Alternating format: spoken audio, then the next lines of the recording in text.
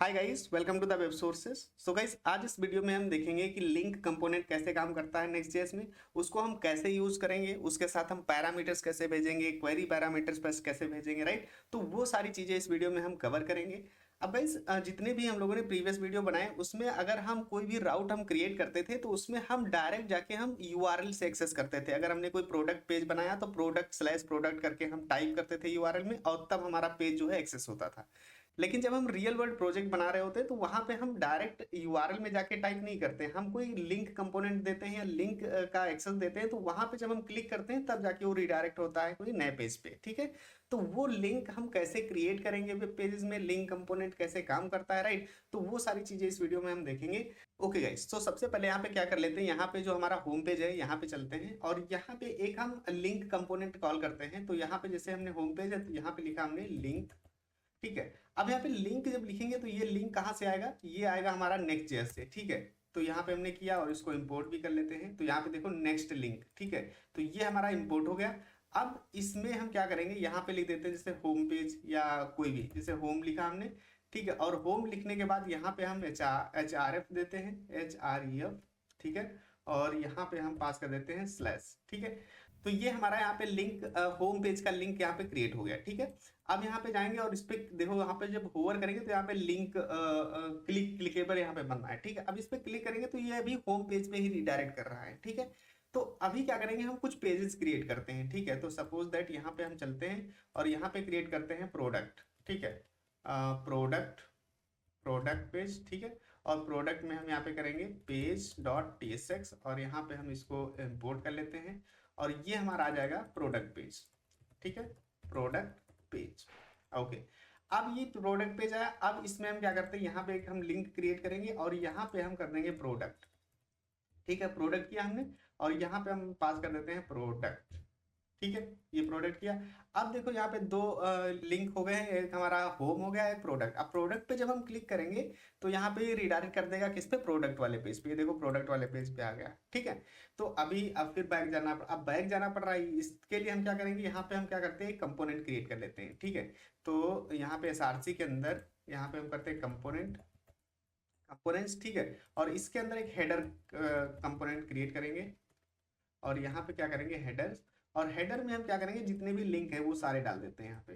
तो यहाँ पे हमने कॉपी कर लिया। अब यहाँ पे क्या करेंगे, इसमें हम इसको डाल देते हैं। तो ये लिंक यहाँ पे हेडर में आ गए। ठीक है, अब ये जो लिंक कंपोनेंट है इसको हम इंपोर्ट कर लेते हैं नेक्स्ट लिंक से। ठीक है, ये हो गया।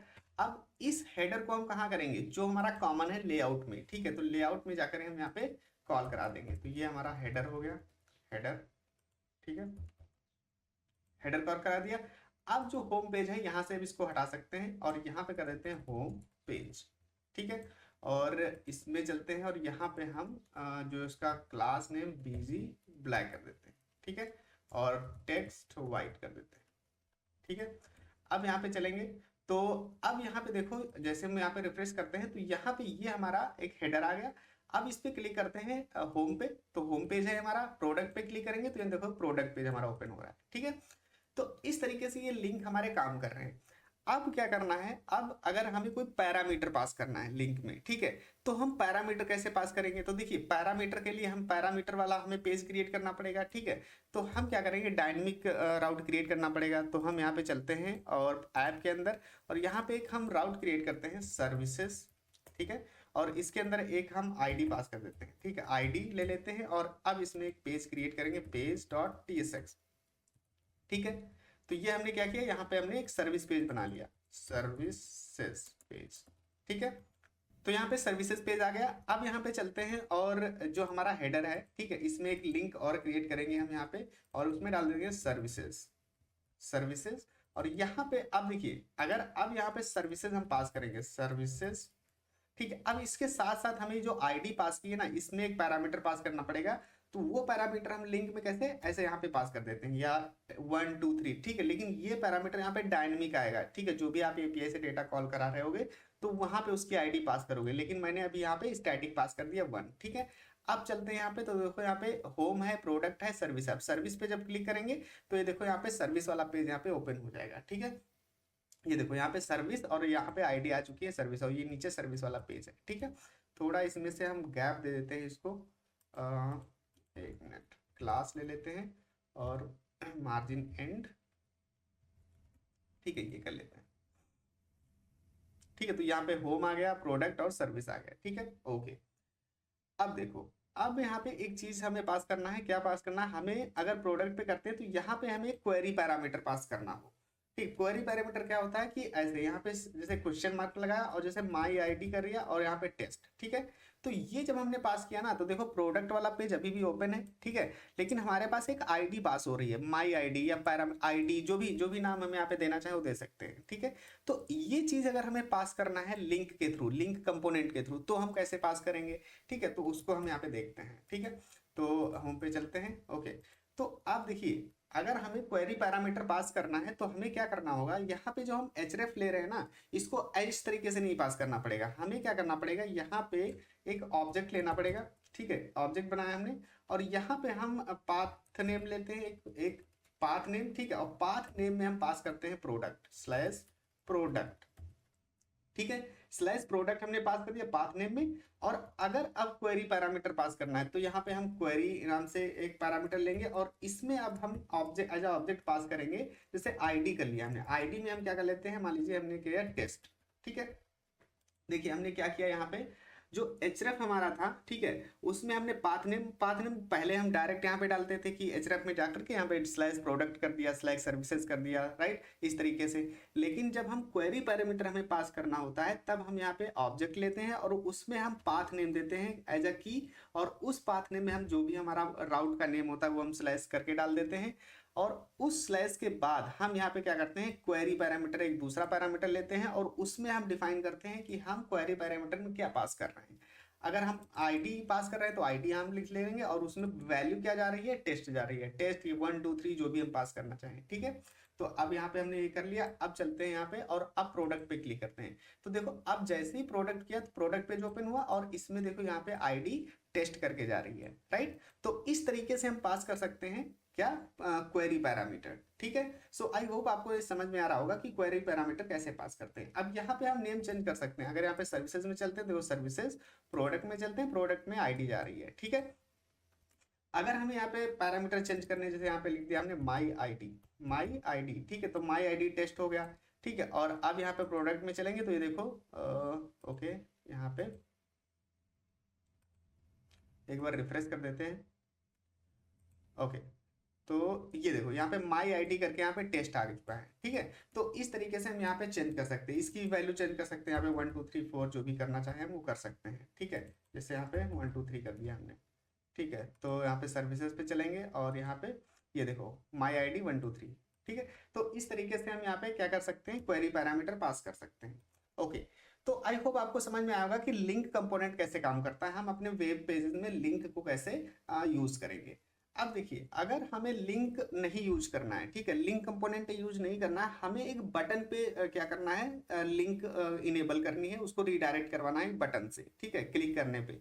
तब कैसे करेंगे? तो हम क्या करते हैं ना, यहाँ पे एक बटन ले लेते हैं, बटन।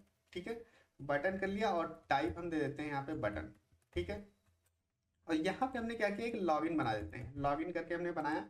ठीक है, तो ये हमारा क्या हुआ, ये एक लॉगिन बटन आ गया। अब देखिए अभी इस पर क्लिक कर रहे हैं तो नहीं जा रहा। अगर हम यहाँ पे पेज बना देते हैं, ठीक है, तो यहाँ पे चलते हैं और लॉगिन करके हमने एक पेज बनाया और यहाँ पे page.tsx बना लिया। ठीक है, तो यहाँ पे हमने इंपोर्ट कर लिया और ये हमारा हो गया लॉगिन पेज। ठीक है, तो ये हमने एक लॉगिन पेज राउट क्रिएट कर लिया।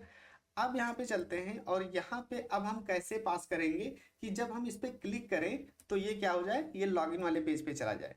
ठीक है, तो यहाँ पे कोई एंकर टैग तो है नहीं कि हम यहाँ पे यूज करेंगे अपना जो राउट नेम है, तो हम यहाँ पे यूज करते हैं यूज राउटर का। ठीक है, तो यहाँ पे एक हुक यूज करते हैं, तो यहाँ पे लिखते हैं कॉन्स्ट राउटर यूज राउटर। ठीक है, अब यूज राउटर दो जगह से मिल रहा होगा, एक नेक्स्ट राउटर से मिल रहा होगा, नेक्स्ट नेविगेशन से। तो हमें यहाँ पे नेक्स्ट नेविगेशन वाला यूज करना है, तो इसको हम यहाँ पे इंपोर्ट कर लेते हैं। ठीक है, तो ये हमने देखो यहाँ पे इंपोर्ट कर लिया यूज राउटर का नेक्स्ट नेविगेशन से। ठीक है, अब हमने यहाँ पे यूज किया है एक हुक। अब जब हम हुक यूज करते हैं तो हम उस कंपोनेंट को बनाएंगे क्लाइंट कंपोनेंट। ठीक है, जो कि हम लोगों ने प्रीवियस वीडियो में पढ़ भी लिया है। तो यूज क्लाइंट हमने यहाँ पे कर लिया। ठीक है, तो यूज क्लाइंट हमने किया।